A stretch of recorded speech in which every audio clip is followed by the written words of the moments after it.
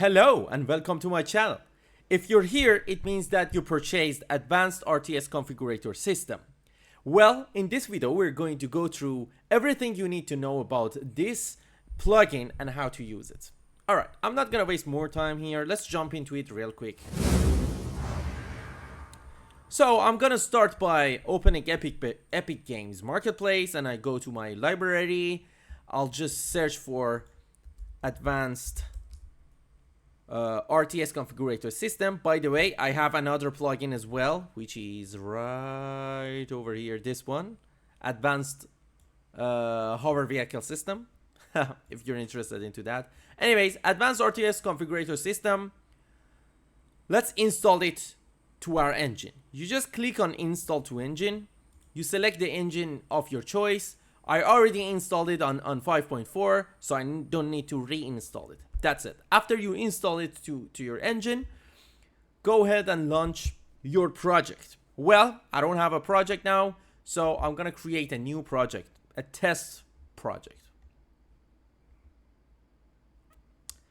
So you can have any kind of project, doesn't matter, C++, blueprint, I don't know, vehicle, third person, top down, anything it is, whatever it is, just create it. Just have your project. It's fairly easy to use this plugin in your project. So I'm gonna go ahead and create a test project, a blueprint version because it's faster to load.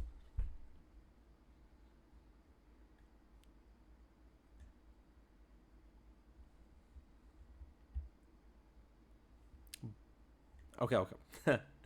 Now, what you do here is go up here to Tools, and you go to Edit, Plugins, and you search for Advanced RTS Configurator System. You just check this box over here, and under here there is a button right on the right side of me. Over here you just click on restart the engine. That's it. While this is happening, I'm gonna say, hey, thank you very much for your purchase. Thank you very much for being here. If you like the content, make sure you subscribe, because I'm also making a game as well. You can stay tuned for that thing. All right, the project is back up. Now I can close this window. I don't care about it anymore. All right. Here in my project, it's gonna be fairly easy. I'm gonna open my content drawer. Okay. And make sure you go to settings on the top right side of the content drawer. And then you have where is it? Show engine content on. It's right here. Show engine content. So I went to setting over here. Show engine content. You just check that box. And now you have the engine folder right on the left side of the screen available to you. You just click on that, and then you go to plugins over here. Okay, there we go. Now all you need to do is to search for my plugin, okay, the Advanced RTS Configurator System, which is, for me, it's over here. Okay, note that there is two folders with the name Advanced RTS Configurator System. One of them says C++, which contains all of our C++ classes. Okay, it's only two of them, config player and select scene component, which we don't care right now. You don't care, nobody cares. The other one, this folder, contains everything you need to have to use in your project. Well, we're not gonna use any of them. We just have a test level, a sandbox over here. You can simply open it and test around in the already made a scene that I have here. Okay, so I have a little car here. I can select the stuff, press tab or escape button to just deselect it. All right, we have a bunch of things we can click on. All right, I'm not gonna go through it just yet, okay, because we're gonna go here, go and understand it one by one in a second. But I just wanted to show you that the sandbox is over here. Okay, I'm gonna go ahead and click on window, load UE4 classic layout, because it has the content browser open for me. I don't need to dock it. I don't need to do anything. All right. Now I'm gonna go back to my main level. Okay, my third-person game level. It's a top-down game, right? I'm gonna go to my map over here. So first of all, let's test. Yeah, it's working as it should. All right. So not a big deal over here. Now what I'm gonna do is, instead of this guy, I'm gonna have my own, my Advanced RTS Configurator System in this map. How can I do that? Well, just go ahead to Engine again, Plugins, Advanced RTS Configurator System folder, as I told you, the one with the socket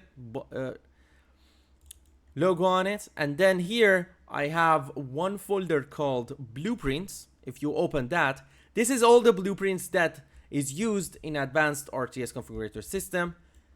Super simple to use. The only two that matters for you are these two. Okay, so one of them is the BP config player. Okay, so what you're gonna do is to use this as your player. This is our player class, and this one and this one. Okay, sorry, these are the two that we are going to use. The rest of them are just there for that test level to work. Okay, so these two classes, what they do, one of them, if we add this to any static mesh, it will make it selectable, and the other one is our player class. Okay, I'm gonna go ahead and open my player class. I can open full blueprint in editor. I'm gonna dock it up here. I'm gonna open this select scene component class as well. Okay, I don't care about the blueprints just yet. Okay, so these are all done in C++, by the way. This is just a testing in Blueprint, so you don't need to worry about anything here just yet. I'll tell you what you should do.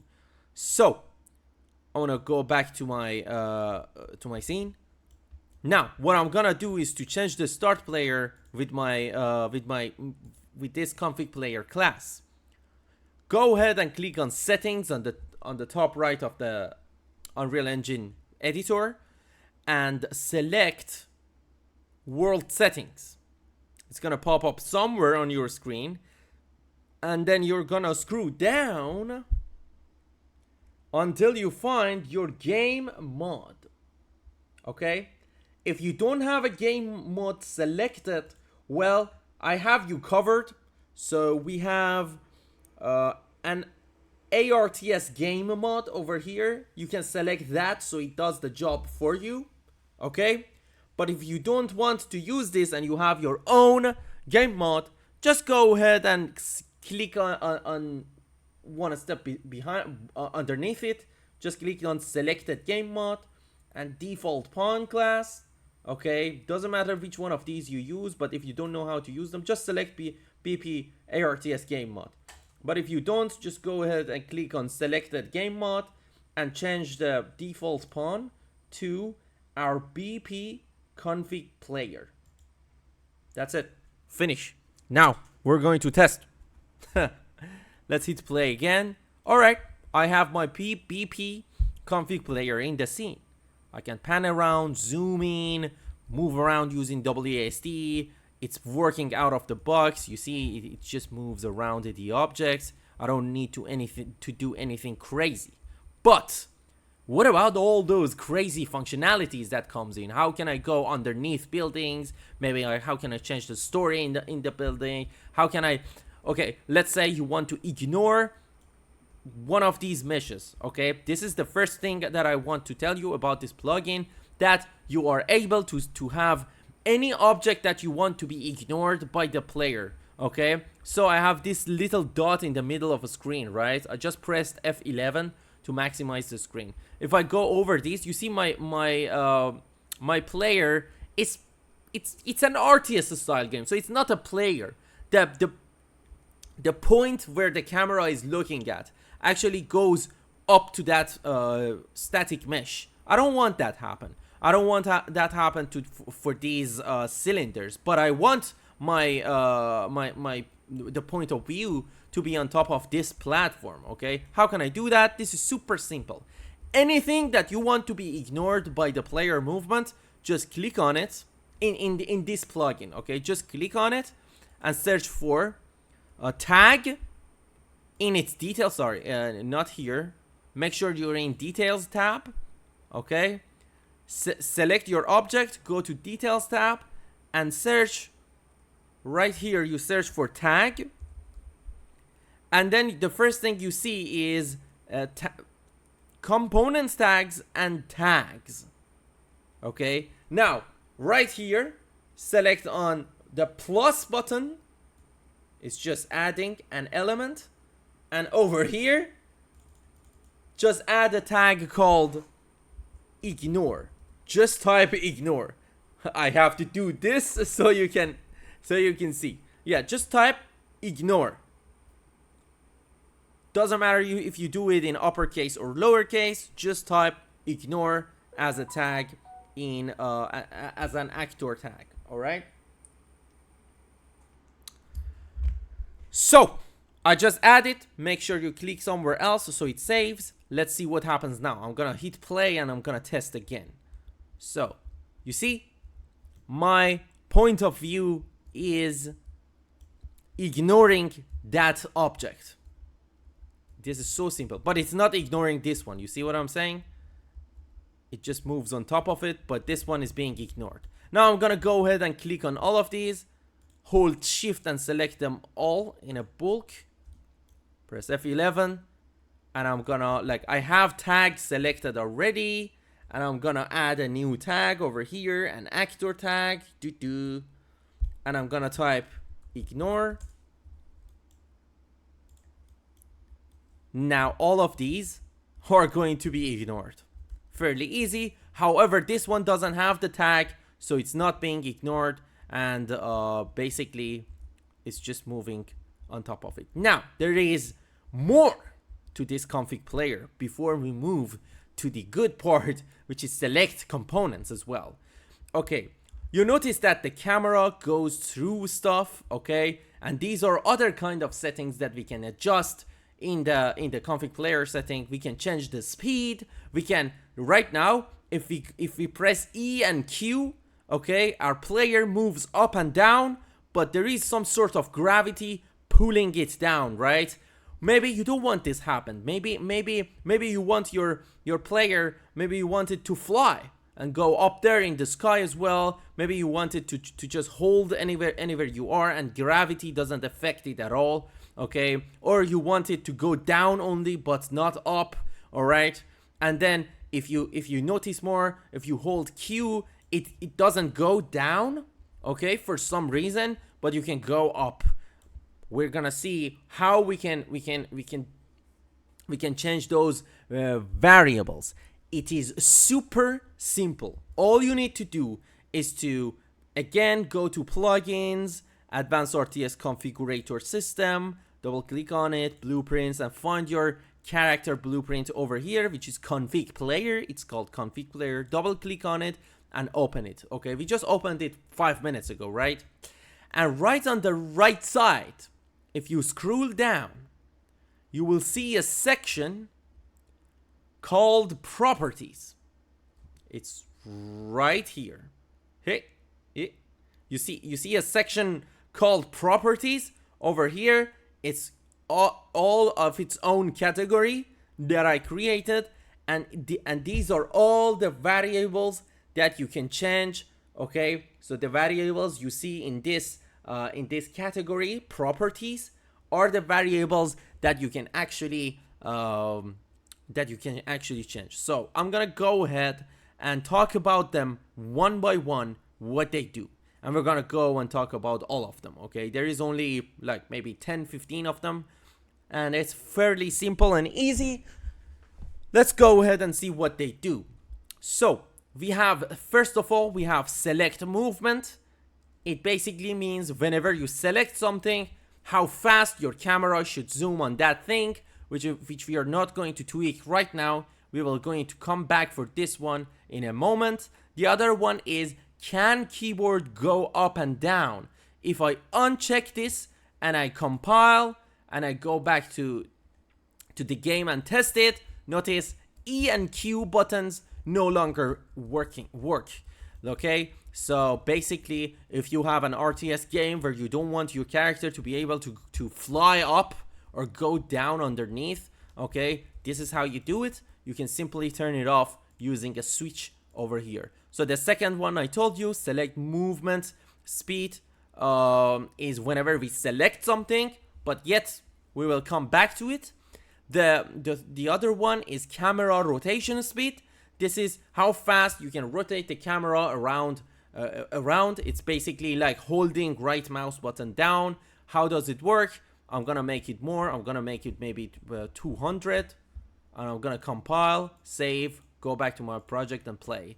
I'm gonna hold right click. I can rotate super fast right now, up, down, right, left. Okay, it's super simple. I'm gonna bring it back to, don't worry if you tweak all of these and you feel like, oh, I'm gonna break the plugin. No, it's not gonna happen. There is always a return to default value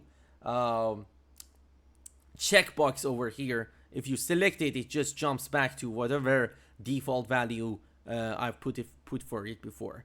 Okay, the other one is camera movement speed. Okay, if I change it, this is 200. I'm gonna make it like 500, and I'm gonna compile, save, see what happens now. I can move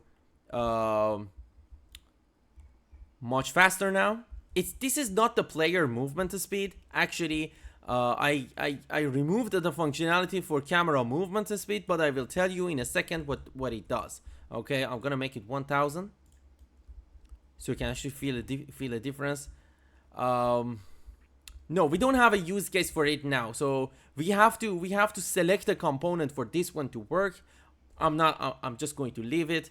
At this point, even I don't know what it does. No, actually, I told you it's about selecting stuff as well. So we're not gonna come to this one right now. The other one is camera max movement. This is, yeah, these two are for selecting stuff. So we're gonna come back to them as well.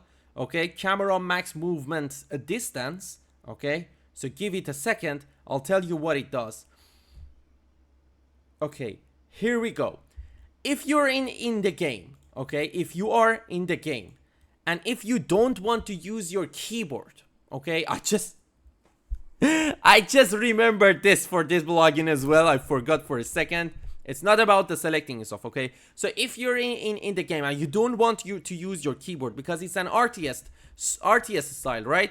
You can simply hold middle click, okay? Middle click, the one in the middle. You cannot even see the mouse because because this thing is transparenting everything around me, green screen. Anyways, hold middle mouse button down, and you don't need your keyboard, okay? You can move around just by holding the middle mouse button, okay? So that's something the character can do, the player can do. We can do it with the middle mouse button, move around, okay? Now, you can, what's this best for is to, whenever you want to move somewhere precisely, maybe less than a little bit, so you hold middle mouse button. It's there to make the project feel more advanced and cool. Now I'm gonna change the speed, okay? If you change the camera movement distance more, okay, right now whenever you hold the middle mouse button down, it only moves 200 Unreal units around. Okay, you can change it to 600, and you can also change how fast you want this to happen. Maybe I can make it 500. This is gonna be super fast. Okay, so I'm gonna play and hold middle mouse button. Yeah, as you can see, I move like super fast now, holding middle mouse button down. And this middle mouse button is good for whenever you want to go up here and you're gonna stay here and see what's going on, and you're gonna let go of it and go let the gravity do its job. Okay, I'm gonna go back to my player config. I'm gonna bring them back to their normal settings. The other one is keyboard movement speed, basically WASD, and Q and E, of course, how fast you want them to work. it's on 700, you can make it 2000 or any number you want. Let's see.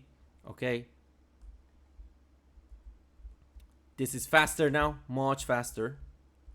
Okay, holy shit. Okay, it's weird, but it's working. I just changed the wrong one. Okay, this is keyboard movement speed reduction when hold together. Okay, I just changed that. I accidentally, so let's change this one to 2000, the movement speed. Okay, yeah, now as you can see, I can move much faster. Now the thing is, if you hold right, maybe DASW, okay, it moves really fast because we just set it to 2000. But if you hold two buttons at the same time, it moves slow. Why? Because I have it separated. I have it as keyboard movement speed reduction when held together. So basically, if you move 2000 units to the right and 2000 units to up at the same time, you're gonna have like super speed, no? Right? You're gonna have kind of like 3000, 4000 speed. So I have it separated here. I can change it to maybe 1500 just to offset the keyboard movement speed. So but they should basically be the same, but since you're holding two buttons at the same time, this one is gonna be a little bit lower. Okay, I'm gonna show you what happens if they are same number as well. So I'm gonna move right. You can see even if I hold W and A together, we are still moving at the same speed all around. But this one is for when you hold two buttons at the same time, which right now I think is okay. I don't want to change it anymore. If it be same value as this one, you will feel the movement is faster whenever you're holding two buttons at the same time, which you don't want that to happen. Or maybe you do, who knows? I have the option for you here to tweak. The other one is zoom speed. Well, this is now 50. I'm gonna make it to like 200. It's gonna be like super fast. See, 200. Actually, this feels good. You know, better than what I had as a 50. But it's on you. You can change it as much as you want. I'm gonna bring it back to 50. Okay.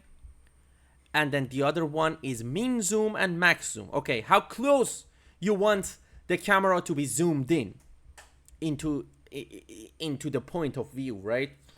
How close you want it to get. I have it to 50. This is how far away you can zoom out. I can make it to 5000. Okay, let's make the zoom speed 200 again because I'm gonna zoom out as fast as possible. Now I can zoom out all the way to 5000 units away. Okay, down to 50 units. Okay, yeah. Anyways, I'm gonna bring them back to normal. Okay, the other one is over here is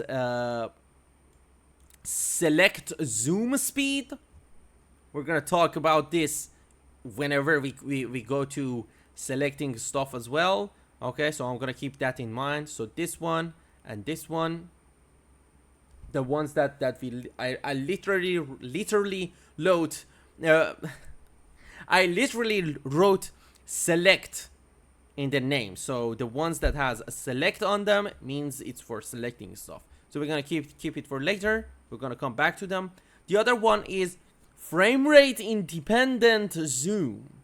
Okay, so if you want the zoom functionality to be separated from the tick function, you can tick this. You will not notice much of a difference right now, so I'm gonna leave it as off. You would never want to do this yourself, but anyways, if you tick it, it's gonna happen in kind of a different way. Right now it's not zooming at all because it's using my tick. It's using delta time. Okay, so hear me out. Maybe you have a really fast mouse and really fast computer. Okay, so whenever you scroll your mouse, the amount was 50 Unreal units per scroll, right? Maybe someone has these kind of mouse like a Logitech where you can do an infinite scroll, right? You don't want the guy to just zoom super fast, right? That's when you use frame rate independent zoom. If you tick this, then you're gonna have a much more zoom speed, okay? So that way every player in the world, no matter what kind of computer or how fast of a mouse they have, they're gonna have the same amount of zoom per second if they're keep scrolling. Okay, just keep that in mind. I'm gonna turn it off. I don't care right now. The other one is minimum distance from ground. This is where things get interesting. Okay, and the other one is maximum distance from ground. I'm gonna compile this, save this. I'm not going to change anything. Notice if you press and hold Q button on your keyboard, nothing happens. Okay, but if you press E, it goes all the way to the sky, and it's keep going, and at some point it just stops. Why it stops here? Because we are 2,000 units away from the floor. Okay, we basically cannot go higher than this. I'm basically limiting the player to go higher than 2,000 units. Okay, but I'm gonna go down now. It's not going down at all. I could go only up. How can I go down? Well, it's because of this. Minimum distance from ground is 0. If I make it minus 500, let's see what happens. I'm gonna save, compile. I'm gonna press Q. You see, I go 500 units down. You see what I'm saying? I can now hold Q and go 500 units down. The same way I go up 2,000 units. So this is basically how much you're going to restrict the player to go up and down in the map. Maybe you don't want them to exit the map completely, so you're gonna tweak these two numbers to your liking. Make sure this is a minus number, because this is minimum distance that you can have from ground. And this one is the maximum distance, which can be a plus number. The other one is shoot effect Z, which is checked right now. This is an interesting one. If I turn it off, if I just deselect it, compile and save, I want to go back to project.com. Notice now we are basically flying. When I press E and Q and go up and down and leave the button, it basically stays up there. It's not moving. We are kind of flying now. Okay, maybe you want to navigate around the map, go up here, in the sky, in the space. I don't know what kind of project you have that might do this, but it's there for you. There you have it. Yeah, it basically means if the gravity is going to be affect this thing or not. I'm gonna bring it back on again. So the gravity should affect Z. It will. Now the other one is gravity effect Z. If I turn this one off, let's see what happens.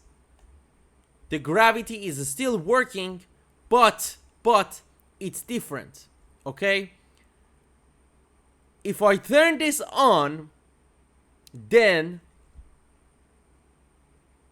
an artificial kind of gravity is gonna work and pull my character down. Okay? Okay, let me tell you this way. If I turn this on and shoot effect ZB on, okay, this way. Let's say it's like this. This one has a check. This one is checked. Effect Z gravity is unchecked. This means a kind of a sort of artificial gravity is pulling me down. Okay, because maybe you have a game where where you turn off the gravity of the engine. If that's the case, then this is your setting. These two are your settings. But if you want the gravity, the actual gravity of the engine to work, so you should make the effect Z gravity turn on. Okay, and that's what you do. That's what I have here. It means Unreal's gravity is going to pull my character down. Now you can have the same gravity as any other object in the game. Okay, the other one is show Z debug line. If I turn this on and compile and go back to my project, you'll see I see a line over here. Well, this line, I will tell you what it does. Well, basically the bottom half of it, okay, I'm gonna make it bigger so you can actually see this line. So from that dot thingy that I have, okay, so there is the player, and bottom half of the player there is a little line like a laser. If that laser detects anything, it's gonna pull down our character, our point of view, and stick it to the floor, okay. And if anything be detected in the upper line, okay, it's gonna pull the player up and the point of view up to that location as well. Okay, that's why this is happening, because you see what I'm saying? We're basically jumping up. Now, if the upper line be smaller than our wall or our building, our character cannot jump on top of the buildings like this. Okay, so our point of view will not go up like that. I'm gonna show you how it works. Okay, so basically what's gonna happen here, where was I? So this is the debug Z. You don't even need to worry about it, but it's there for you to understand better. If I were you, I would select it and I will tweak the button, these other properties as well, which is important. We're gonna go through them together. Now these two, Z trace start, Z from player, okay, this is the upper half of the laser. This is the laser on top of the point of view, the player, okay, and this is the laser, the bottom half of the laser. So I have it 100 units down and 650 units up in the air. Okay, so you can go ahead and tweak these as you like. Okay, let's say if I make it, let's say I make it 100 on top of my head as well. Okay. Now you see I have much a smaller laser, and now I can go through this little building over here. Notice my point of view or character is moving on top of something. That something isn't a bug. If I zoom in, actually it's from Unreal Modeler itself. There is something up there. There is an object over here. You see what I'm saying? There is basically a cube over there. So my player is detecting it. I can move up here, but I cannot move up there simply because we cannot detect the rooftop of this thing. I just silenced my phone, but it seems like it's keep giving me noises. Shut up, shut up, phone, shut up. And yeah, anyways, I can move around like this. So let's go ahead and change the next part. By the way, if you want to understand more about this part, I suggest you one thing. Let's say you have another cube over here, okay, like a ceiling. Okay, I'm gonna make a ceiling over here. If I play, you can see I can go underneath this this balcony. You see what I'm saying? But if I hold E, it suddenly detects the balcony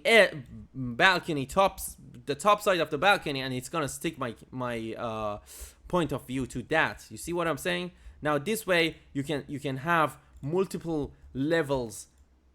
If you see it like this, now I can have multiple stories. I can work around it. Let's say you have a Sims style game. You can do a bunch of stuff here, and then you can go to the next story by holding E. You can do stuff here. I can go next story, and I can go in the air. Okay, anyways, I have gravity pulling me down as well. Anyway, so that's something you can do with this. I'm gonna bring it back to 650, and this is underneath me. Okay, if I make it minus 500, for example, I'm gonna go back to the game. Notice I have a much longer bottom half, and this is gonna find out about the floor much faster, and it's gonna like instantly lock me down on the floor. the moment it detects it. Okay, you see what I'm saying here? I think you get the point. So yeah, I'm gonna bring it back to normal as well. If you have any question about this, you can ask me in the comment section or Epic Marketplace question section. This is a really hard thing to say. Saying 3 times questions section. Actually, I could do it. Okay, anyways, next one is effect Z speed. This is how fast the gravity is gonna pull you down. The artificial gravity pull you down. So I'm gonna make it like 60, let's say. You see what I'm saying? Now the gravity is like pulling me down 60 units per frame, which right now I have artificial gravity. I can have normal unreal gravity on. If I turn the shoot effect Z off, I guess. Oh no, I actually turned it off. If I press this, no, sorry, where was I? If I turn effect Z gravity off, but shoot effect Z on, if I do that, now the only thing applying is the unreal gravity, which I don't want it to happen. I just want them to be checked always at any time. Okay, now I have the gravity power over here. What's gonna happen here? I'm gonna keep it on 20. If you want a different form of flying, you can set the gravity to 0 always. Of course. You're gonna fly again. It's kind of like the same as first of all, I'm gonna frame rate independent zoom. I'm gonna turn it off. I don't want that to happen. Yeah. Well, we could turn the gravity off. Okay, this one shoot effect Z gravity, shoot effect Z. I could turn it off and have flying form, or I have this is gravity 0. They're basically doing the same thing. I'm gonna bring it back to 20, what it was before. Okay, we don't care about that now because we already know what it does. The next one is shoot camera collide all. Well, if I go to my game now and press start, notice that my camera goes through objects. Okay, it's basically ignoring everything. It means that I can go inside objects as well. Some sort of. So if you have a game or if you have a project like a configurator where you have a bunch of items around the map and you don't want the camera to constantly collide everything, this is good for you. But if you want that to happen, you can simply go back to the player from the properties, find the, where was it?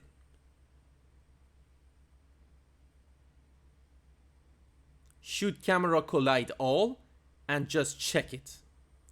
This tick should be ticked. Compile, save. I'm gonna play. Now you see my camera is colliding everything it finds. You see what I'm saying?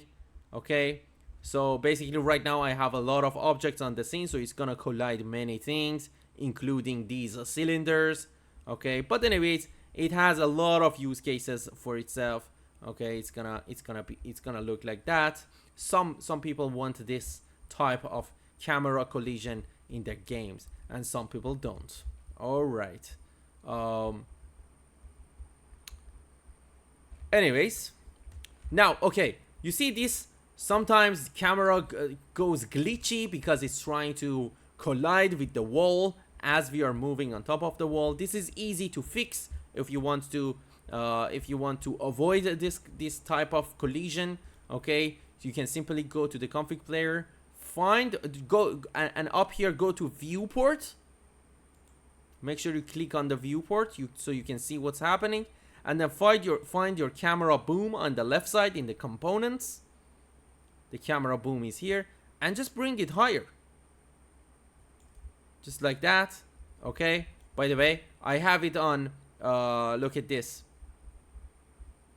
This is actually a really awesome thing. There is a button up here where it makes the gizmo relative to the selected component, or if you press not this button, if you press this one over here, this button, it's gonna make the gizmo like the global gizmo, the actual XYZ. I'm gonna bring it a little bit higher, so it's higher than the player, and that type of collision is not going to happen. Actually, it is happening. It's very weird. Yeah, okay, yeah, this is actually normal then. It should happen. So anyways, that's it for that one. Since the player is jumping up, the camera is gonna get stuck in the middle of something. I think I have a way for that as well, so I'm gonna bring it down to whatever it was before. I can simply click on this. Yes. Go back to my, where was it? Okay, on the right side we have these settings.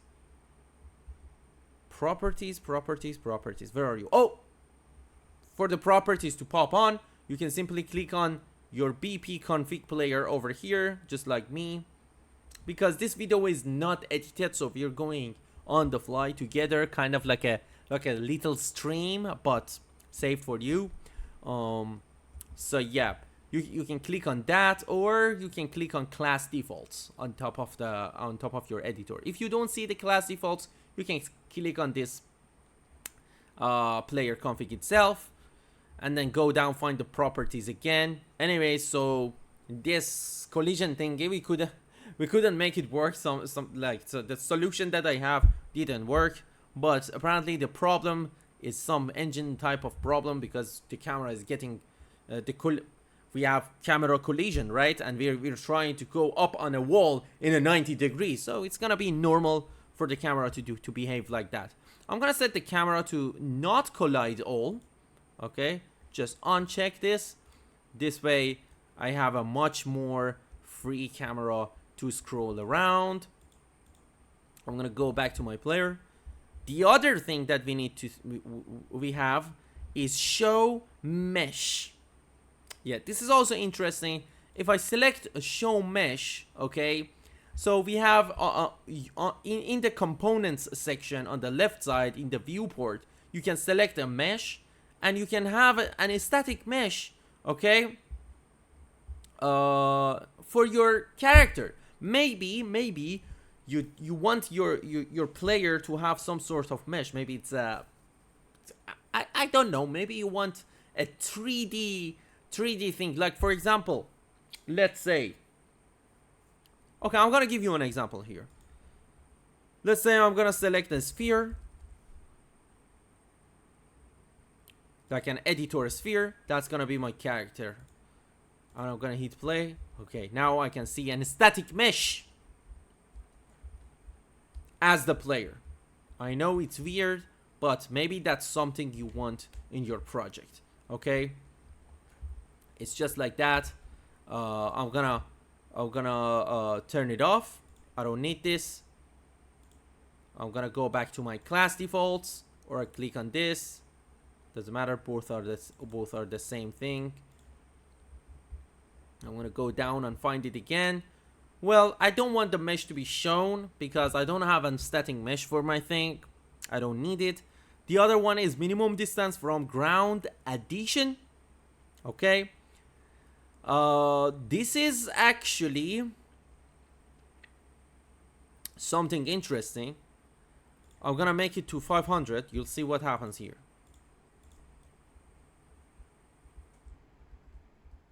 Yeah, okay. These two, I suggest you not to change them, but basically it works like this. We have the minimum ground collision, minimum ground distance and maximum ground distance as well, right? But in some circumstances, you want the player to be able to go even lower, only in some circumstances. Then you tweak these two. Do not change them. Do not change them at all. Even like, I remember I only added these here because in the code and in the algorithm, I used these two and I saw, okay, there is a use case for them. So I made them tweakable variable. You don't need to be worried about them. So just forget it. Now, we have a select actor here as well. which it's only for the show. It's only showing which actor you selected currently, which only something to be seen for the developer, which is you. And for now, we don't have anything to select on. We're gonna do it in a moment, and we're gonna come back and see what happens here. Now there is more to this player as well. On the left side, if you go to if you find something called origin widget. So this origin widget, what it does, you can simply turn it off. You can make the origin widget to hide. So origin widget is that little dot in the middle of the screen. I can turn it off. I can change the widget to whatever I want. Okay, this is basically a user interface on the screen. It's a little dot with a bunch of numbers. Okay, I can hide it if you search for hidden. I can make it hidden in game. This is it. If I check this box over here, I'm gonna compile and save, go back to my game. Notice that there is no longer a player dot in the middle of the screen. I'm gonna turn the debug thingy off as well. So I'm gonna go back to my class settings. I'm gonna go to the properties, and I'm gonna deselect this show Z debug line, which I don't want to see. I'm gonna go back to it. And as you can see, just like many other RTS games or configurators or applications, there is no dot or no actually point of view on the screen. Okay, personally, I like to see a point of view. Okay, I can just go around just like that. I don't want to. I would like to see, personally, I would like to see a point of view, and I'm gonna tell you how you can change it as well. Okay, it's basically a widget class. Okay, you just select this origin widget. Okay, actually I want to go hidden in game. I'm gonna uncheck it because I want to be able to see it, and then I'm gonna compile and save. Then make sure you click on it, find this thing over here, widget class. You might have a lot of widgets already, UI, right, in your project. So it can be a HUD, it can be a game HUD, it can be a crosshair, it can be anything, right? So if you have it, you just select this drop down and select any other user interface user widget that you have. But I already made something called WB dot, which is that little dot you see on the screen. And where you can find and tweak it, you can go to the folder again, as always, plugins, and then Advanced RTS Configurator, blueprints, and then I have a folder called UI. Click on this one, and there we have WB dot. Just open it. It's basically a user interface with only an image in the middle. This is an empty image, very small, white backgrounded 5 by 5 pixels widget, and I have a little text up here. Okay, as you can see, it's not a big deal. Okay, and then this text, what it does, you can go to graph, and you will see the logic for it trying to understand the current location of the player and show it. So basically what it does is every second, okay, I have a little timer here on the construct. I start the timer, and this timer is gonna find the player and get its location and try to fill up this text box that we have with the player's current location. Okay, fairly easy. We're using that, and I think that's it for the player for now. We went through everything that we needed to use. Oh, there is one more thing.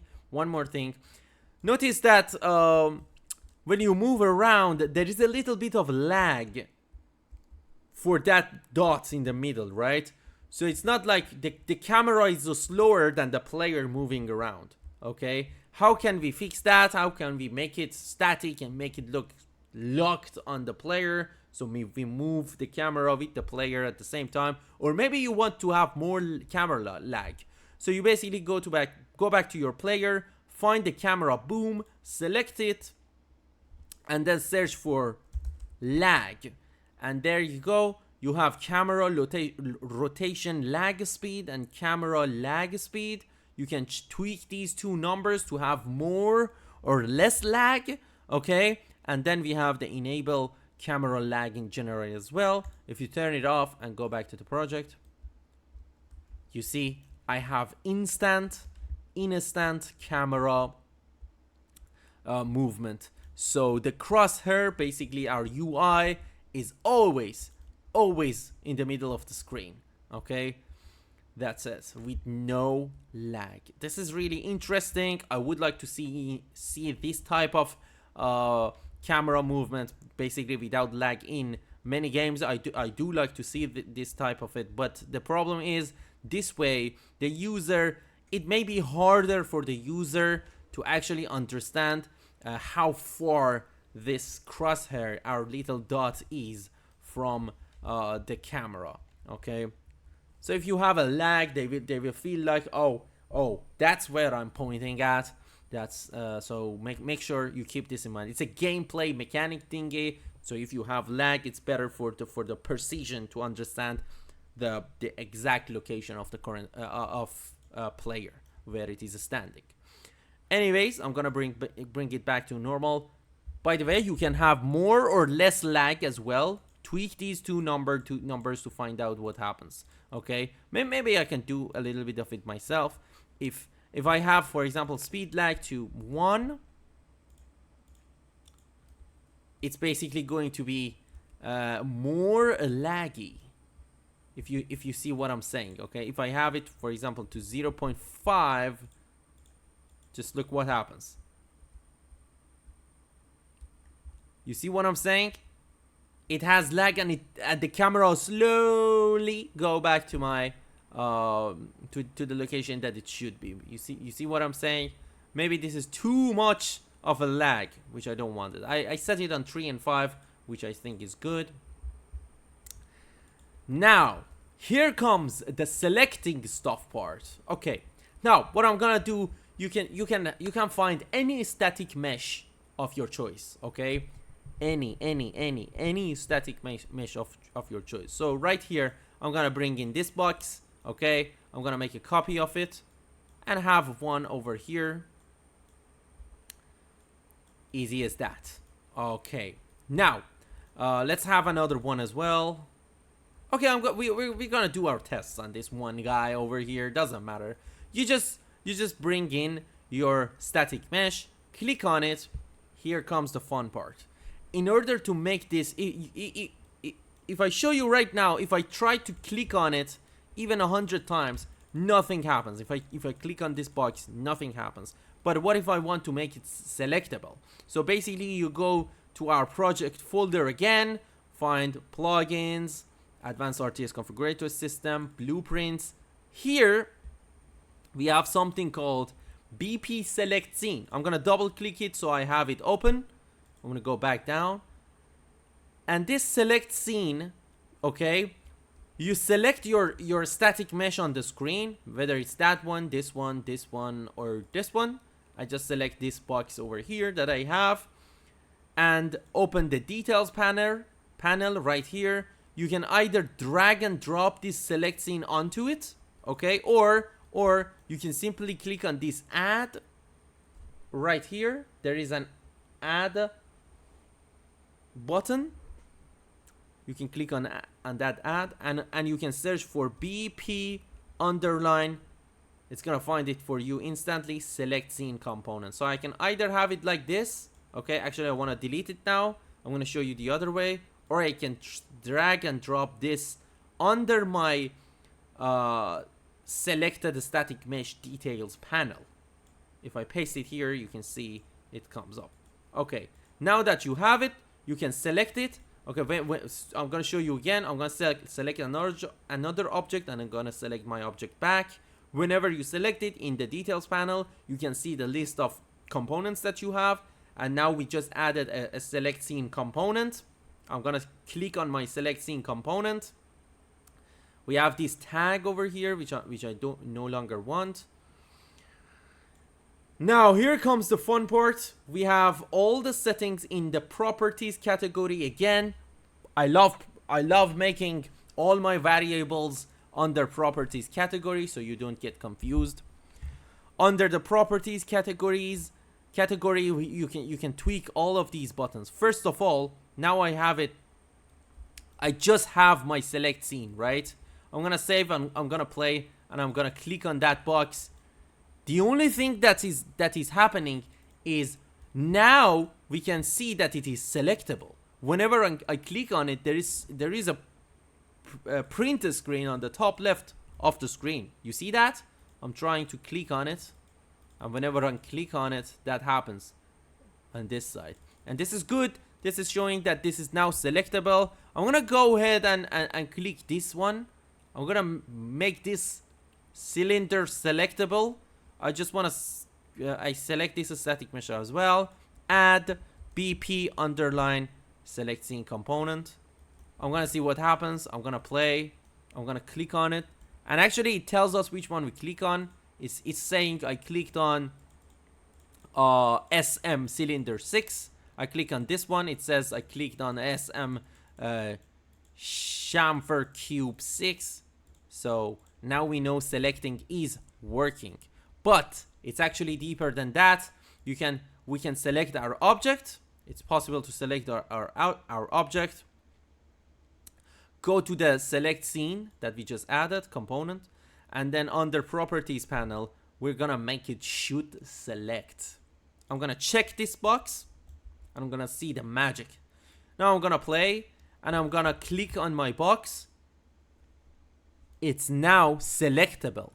I can pan around it. I just pressed F11 so you can see in a full screen what's happening. My object is selectable. I can since if I press escape button, it's gonna exit the game. I'm gonna press tab button to just get out of it. Now if I click on my cylinder here, nothing is happening because the should select checkbox is off. But if I select on this box over here, it's gonna select it, and I cannot move anymore, okay? Except if I hold middle mouse button. If I hold middle mouse button, I can move around a little bit. You see what I'm saying? You see what I'm saying? But I cannot go far away, okay? And yeah, now this box is selectable. Now it's a good time to tell you, go back to our player, our config player, and change this as well, because now whenever I select something, I'm gonna press tab here and I'm gonna select this box again. I'm gonna hold middle mouse button and I'm gonna pan around. You see this happens, right? I want to turn this off, or I want to change the speed of it. Well, this simply happens. I can go back to my BP config player. Okay, I'm gonna go to class settings, class default settings. I'm gonna find my properties panel here, properties category, and I'm gonna say select movement speed. I can make it higher, I can make it 50, I can make it 5, and we had another one called it was a few down. It was called select, right? Select zoom speed. I can make this one higher as well. Okay, so I can make it 20. So I have 20 on select zoom speed and 50 on select movement speed. I'm gonna compile and save. I'm gonna back in the game and play. Now, if I click on something, it's selecting it real fast. You see what I'm saying? It's basically jumping because the speed is really high. Because the speed is really high. Also, I can zoom in and out really fast whenever I select it.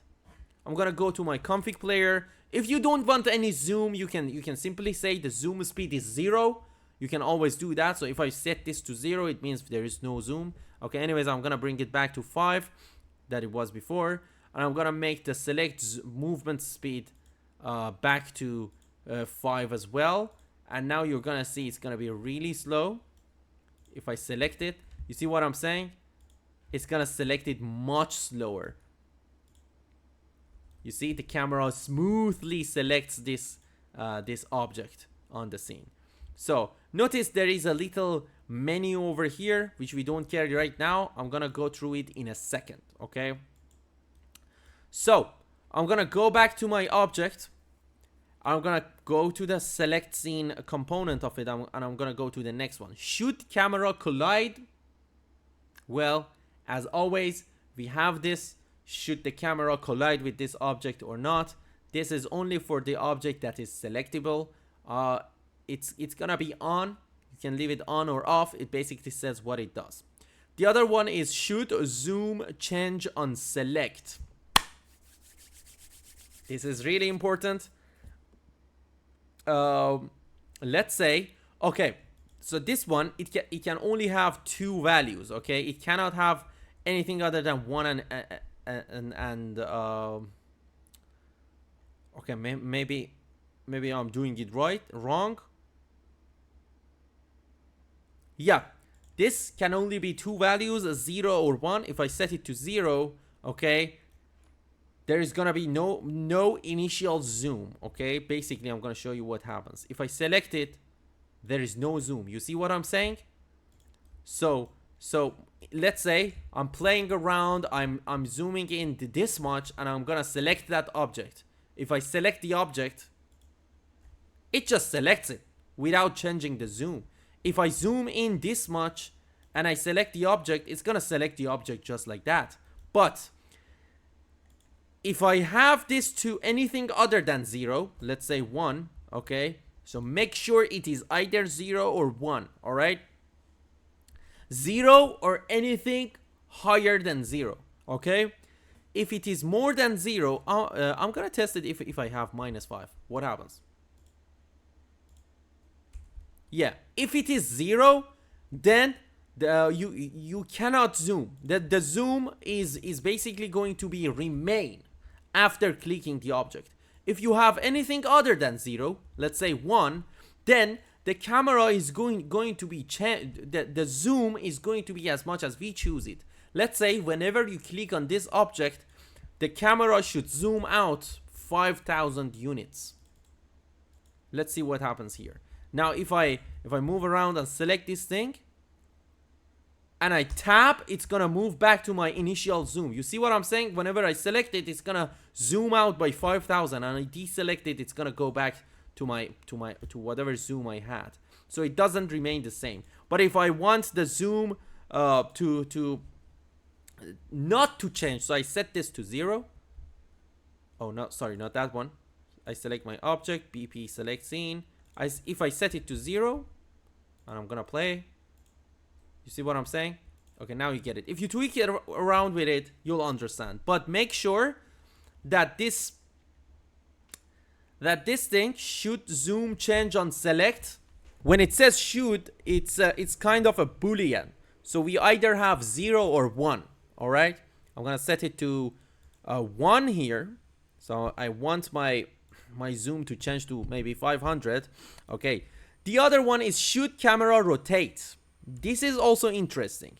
Maybe maybe you want to select this static mesh, select this object, and whenever you select this object, you want the camera to rotate to a very nice angle. Okay, let's say you have a car and you want to be able to, whenever you select that car, you want your camera to rotate to a certain angle, which is the best view for your car. Okay, if I want that to happen, I just select this, I check this should camera rotate, and whenever I say should camera rotate, if I play and I select my thing, it rotates. Whenever I select it, it rotates to a certain location. Okay, right now it rotates to 0, 0, 0. Why? How can I change the rotation to where the place I want? Well, it's easy.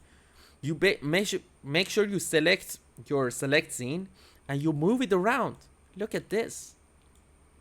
I can move it over here. I can move it over here and over here. Now I'm gonna hit play, and I'm gonna select my object and see what happens. Look. And I'm gonna press tab and I'm out of it. If I select it again, it's gonna basically rotate to the location that I told it to. Okay, so I have a rotation location for it. This is amazing. So you, if you want to change it again, since you just click on your select scene BP and you move it around your object. Wherever you place this, it's gonna, like, the camera is going to rotate, let's say this way. If I put it here, the camera is gonna rotate this way. So it's like that. But we have the rotation here, and we have the zoom distance over here, right?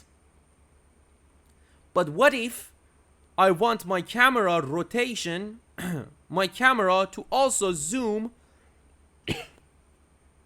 automatically to the amount of distance that my selecting component has with the object. Okay, so I don't want to set the zoom on select myself. I want it to be calculated automatically by the distance between the two, the selecting and my static mesh. Okay, let's say my camera is right here, my select scene is right here. Very weird. Now I want my camera to come here. I don't want to find out the distance and I type it here. It's really hard for me to tell what's the distance. If you want that happen, you just select this over here, right here. You just select it.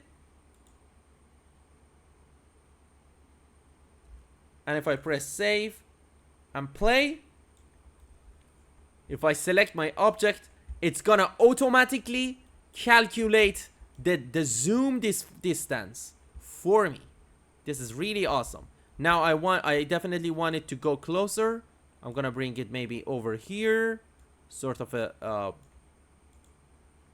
view like that. So if I select this, it's gonna automatically zoom, calculate the zoom. But if I turn this off, my select scene, but if I turn this if I turn it off, then I have to put in the zoom amount manually.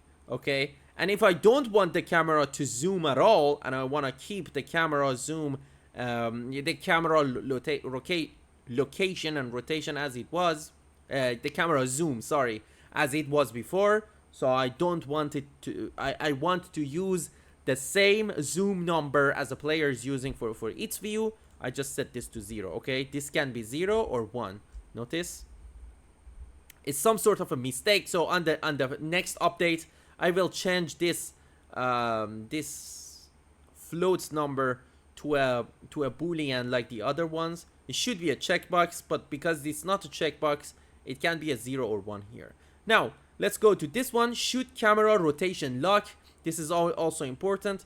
If I select it and if I press and click on my object, it's gonna calculate the zoom and the location and rotation, everything. But notice, whenever I rotate around my object, okay, whenever I rotate around the object, the camera is automatically whenever I hold right click and rotate around the object, and I let go of the right click, it's gonna bring me back to the normal location. It's gonna bring me back to the rotation it should have. You see what I'm saying? You should test it yourself and see it. The next one is, okay, where was I? The next one is going to be should camera rotation lock wiggle back. I want to bring it here so you can see. The next one is should camera rotation lock wiggle back. If I have this on, whenever I select my object and I don't even need to let go of right click, it will automatically wiggle the camera back to the location. So basically I cannot move away. It's keep rotating me back. I'm gonna bring the camera somewhere good, and I'm gonna select the auto calculate zoom because I don't want the actual zoom to kick in.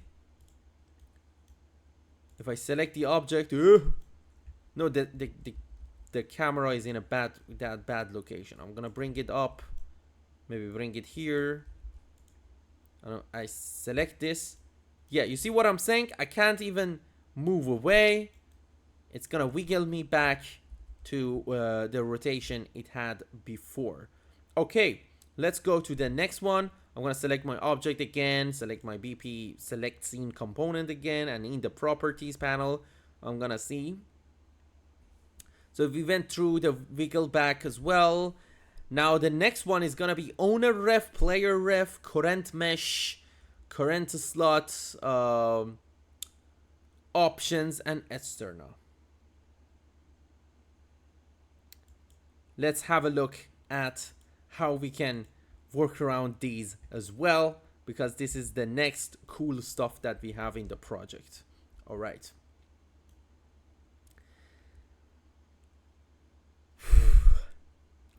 Okay. Now I'm going to talk about the configurator part of this project, of this plugin. So whenever you select something, there is gonna be a little menu over here. This is the menu that you see, it gets open.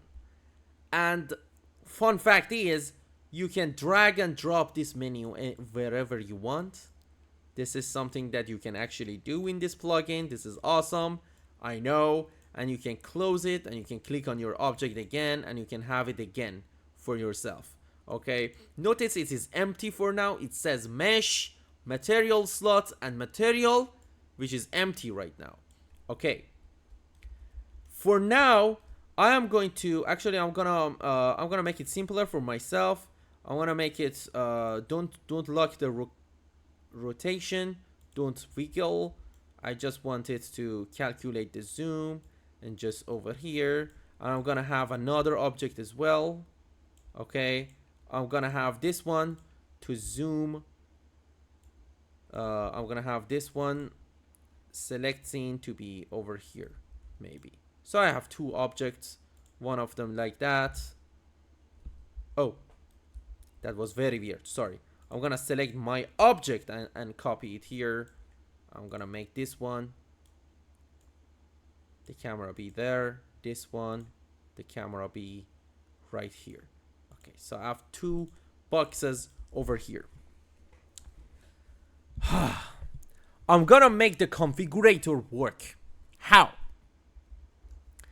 It's gonna be super easy. You just need to bear with me and understand what's going on.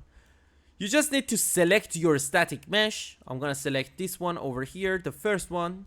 Okay, I'm gonna go to the select scene component again. If I go there, now here under properties panel, the last thing you see is something called options. Notice we have current mesh and current slot, which we're gonna tweak those in a sec, but for now I have these options. This option is an array. If you click add, it means that how many static mesh options do you have to select? Okay, let's say I have right now we only have one static mesh, right? So the moment I hit on this add button over here, it's gonna add one option to this object, and this option I can open it here. It says, okay, select your mesh. Well, the first option is always whatever we have on the screen right now. So the first option is a cube. Okay, or I can actually search for this object. I'm gonna see what it is. It is SM chamfer cube. Okay, I'm gonna click my object again. I'm gonna go to this to my BP select scene. I'm gonna go to options. I just added an option. I'm gonna open this one, and I'm gonna select the mesh. So the first mesh is going to be this one. Okay, if you have an image for your mesh, if you have an image for your mesh, you can select it here. Okay, I just want to randomly select an image. If you want an image, you just drag and drop your image into Unreal Engine and you select it. I'm gonna select this one. Okay, let's see how it looks in the game now. I'm gonna hit play. I'm gonna press F11. I'm gonna select my option. You see what I'm saying? This option is now here. Now whenever I click on it, nothing happens because of course this is the same object as we have on the screen. Okay, now what I'm gonna do is actually I'm gonna click on my object, BP select scene. I'm gonna minimize this and I'm gonna add another option as well, my second option, and I'm gonna change it with maybe a cube, and I'm gonna set the photo to something else like this little devil thing. I'm gonna hit play and I'm gonna see how it works. If I select my object, notice I have the second static mesh here as well. If I click on that, you see my static mesh changes, and as it changes, if I have as you can see right now, there is what do you call it, gravity and some physics going on as well, which is also working for even our new static mesh over here. So all the physics properties and collision properties are gonna pass on. This is really awesome. You can change your static mesh. Now if I don't want this physics to work, I'm gonna select my object and I'm gonna go to I'm gonna go and find physics, simulate physics, and I'm gonna turn it off. Simulate physics, I'm gonna turn it off. So my object is gonna float in the sky, in the space somewhere, and I can change my static mesh.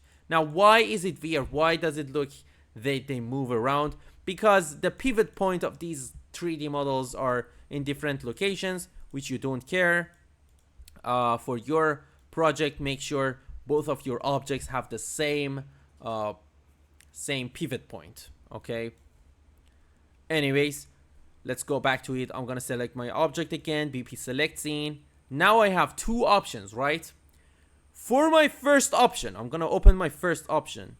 I'm gonna see how many slots my object have for its material.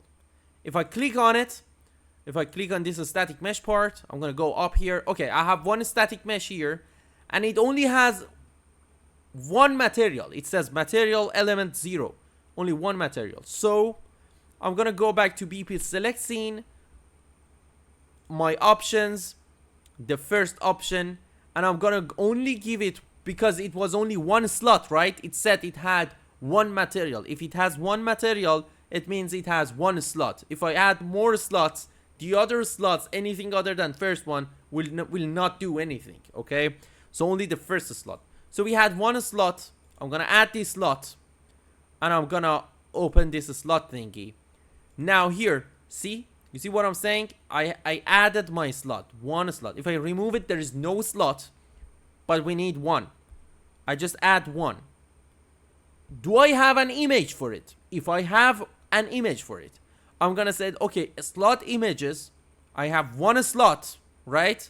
So I add one image, and I'm gonna select my image as well. I'm gonna say, okay, this slot is gonna be this Android thingy. Okay, doesn't matter. Now I'm gonna open my slot, and here I can select. If I open slot, I open this index thingy. I can add as many materials as I want to this. I'm gonna add 3 materials. I mean, I know it's a little bit confusing at first, but once you get it, it's super easy to use.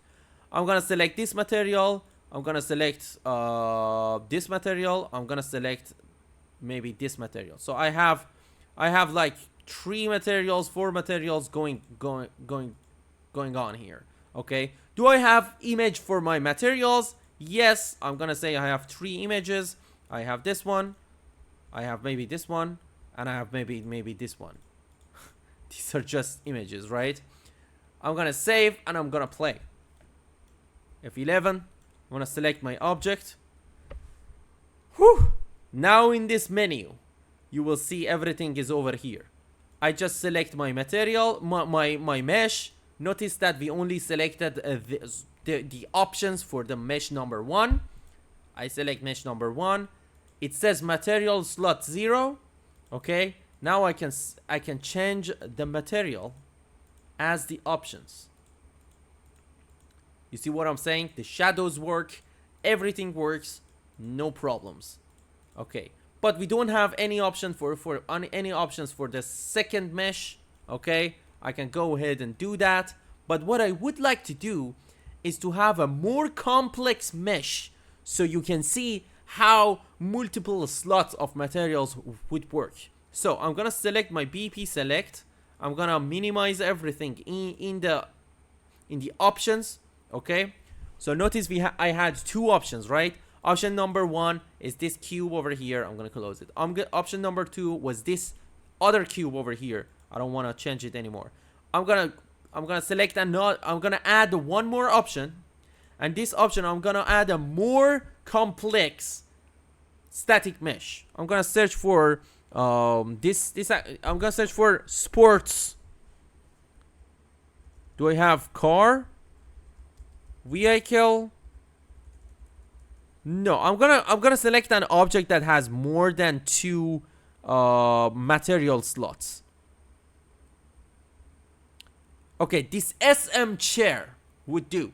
I'm gonna select SM chair. I'm gonna go to SM chair.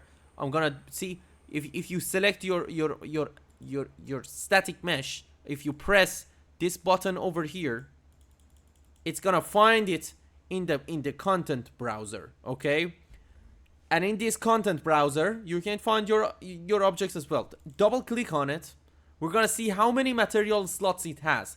It only has 1 material slot, so I don't want to use it. I want to use an example that has maybe 2 material slots. So where can I find one? Actually, I do have one in the plugin itself.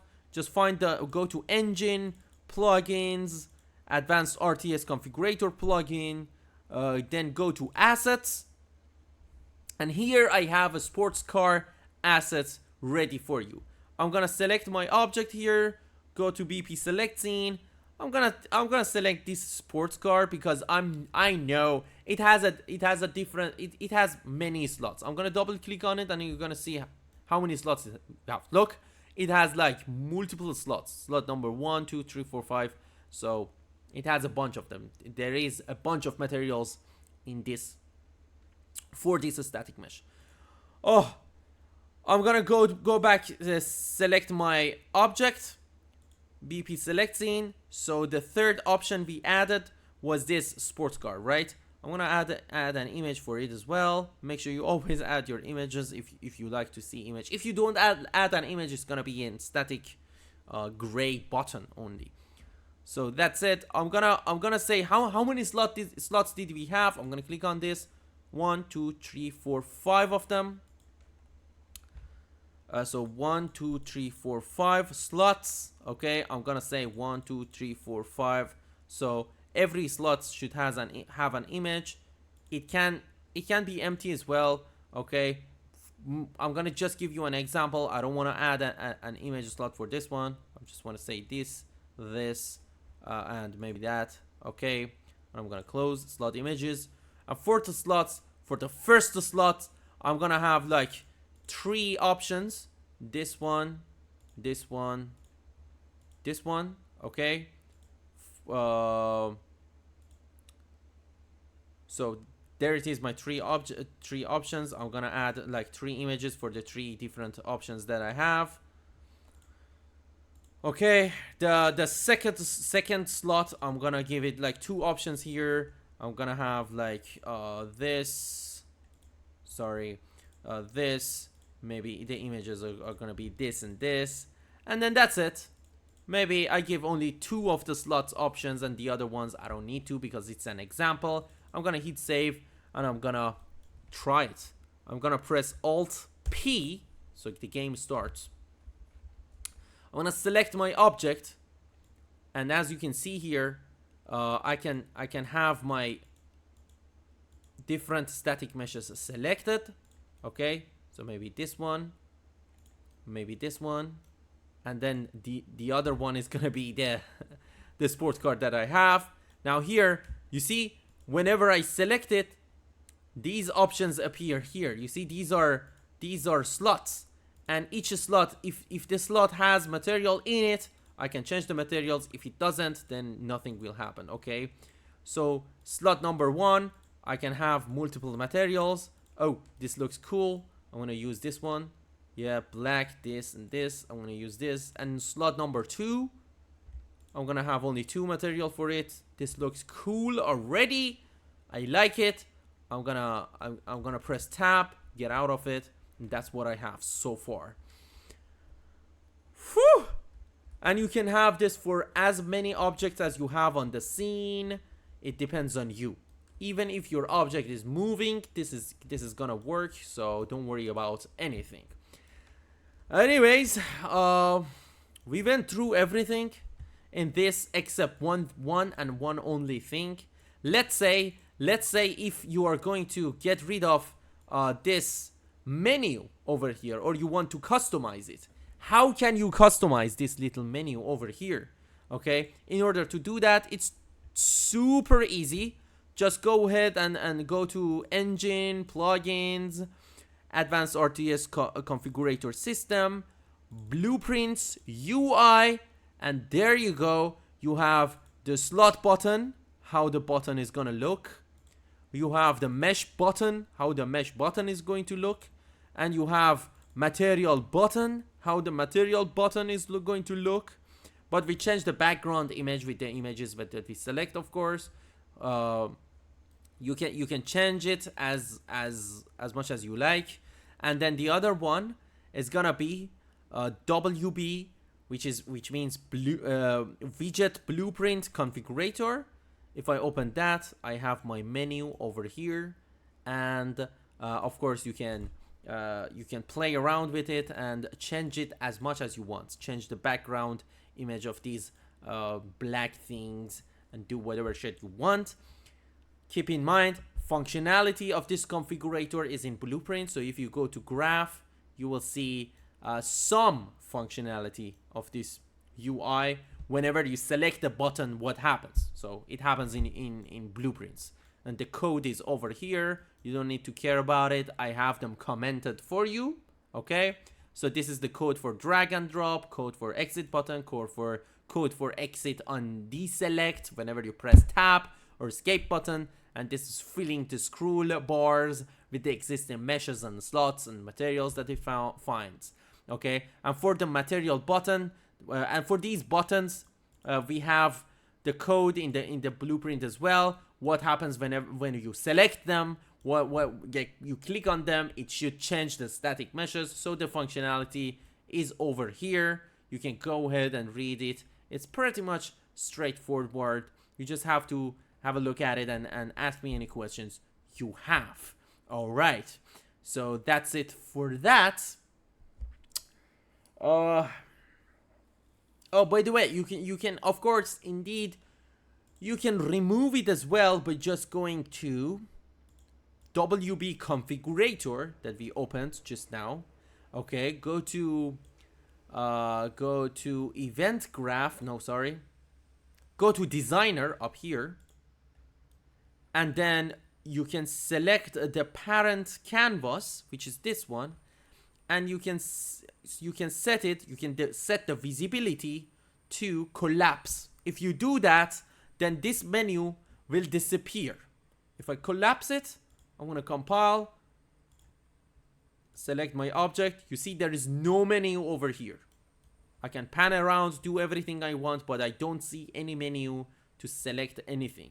So if that's something you're interested, you can do that. I'm gonna go back to the configurator thing. I'm gonna set the collapse thing back to whatever it was before. Okay, hit save. Back to my project. And there is one last but not least thing that you need to know is how to get rid of this little on the top left of the screen. Whenever you select something, I have that the selected object logging something, right? how can you get rid of that log thingy? So if you go ahead to plugins again, Advanced Configurator RTS Configurator System, Blueprints, and you open the BP Select Scene component, okay, here you see the code for that little print screen that we had on the screen. So you can go ahead and hold Alt and click on this, deselect it, or just drag and drop it, or just, yeah, hold Alt and click on it. So you just deselect it, or just remove the code entirely. This is only and only for printing something on the screen. But do not remove this part, okay? Do not remove that part. If I press compile and play, if I select on something, there is no longer a print screen on the screen. I'm gonna Control Z and I'm gonna bring them back on again, okay? Because it doesn't bother me, but for you, you should definitely remove them whenever you're going to ship your project. So, but do not change this one or this one. What does these two do? These basically removes configurator widget. If you don't have this on, whenever you click on something, you can have 5 different configurator user interface widgets being opened, and this one is creating a new widget. Just do not touch this part. And this is basically what happens whenever you click on something that's actionable. So remember, we had our object selected, BP select scene, and if you deselect this, okay, we can now click on that object, but it's not selectable. Let's say it's a door. Let's say it's your car door, or it's a window. You want to click on it and you want it to open and close, okay? Where do you write the code for opening and closing the object? It's fairly simple. You just go to the select component, selecting component, blueprint, and you write your logic over here. This is just action. So you click on something, it's not selectable, it's just actionable. It's happening over here. You just do anything you want. That's why I have this print screen for you. And this one is for whenever something is selected. The moment you select something, the moment you select something, it's gonna open a configurator widget, right? The user interface where we can select the meshes. Maybe you don't want that happen. Maybe you want something else to happen and you want to write the functionality yourself. You can do it over here. So basically, if you remove this and you lose them, how can you find them? Just right click and search for event action. Okay, so I have event just action here, and I have event just select over here. Okay, so that's it for that. And remember, we have the C++ classes in the plugins, Advanced RTS Configurator C++ class. You can also open these and see the algorithm behind it, behind the scene stuff, what's happening. The code is beautifully written. If you want to understand more about it, you can. Make sure you play around with that option button in the select scene components. Just open this option button and try to do it. And this current mesh is the first mesh that is being selected. Okay, maybe in the options, the first option is different with the actual object that it is on the screen. Okay, if it is different, if the order of the options of the objects that you have for your configurator is different, okay, just make sure you type in the order over the first selected one over here. It's number 1 or 2 or 3. Otherwise, you do not need to change it. Same thing applies for the slot as well. Current slot in use, which one it is. Just don't change them if you don't want to do anything. It's already on 0, 0. It means that the first option is the actual object that you have on the screen. Okay, one very last thing that I forgot to talk about, which we need to cover here, is changing the key bindings, which is gonna be super duper easy. Don't worry about it. You just go to the project folder again, plugins, RTS Configurator System, and here, instead of going inside the blueprints, Okay, notice we had assets, blueprints, and we have levels, of course, levels here. Sorry, this level prototyping is a bunch of assets. Just go to input, open the input one, you open this IMC default, and you see I have everything set over here. Okay, you can change the Q and E with whatever button you want. Just click on this little icon here and change it, and press the button you would like to have, and just WASD, this one. So these are the key bindings, and you can tweak them, manipulate them, change them to whatever way you want them to behave. And if you think about what are these actions, these are the buttons. You don't need to touch anything in the actions because I didn't do anything here. I just have them ready. Okay, the important thing is this IMC default file where you can have all of your buttons set. Oh my god, what a guidance video. Okay, if you made it this far through, you're a legend. Thank you very much for purchasing this plugin. I certainly hope this helps your project. Make sure you ask me any question you want down in the comment section. And yeah, I am happy and thrilled to have you around. Make sure you like and subscribe. I'm also making games, and you can follow the games that I'm developing in my channel, of course. So see you around. By the way, check out my other plugins as well. I have the link of them down below. Anyways, until next time, I should say goodbye for now. Bye and peace.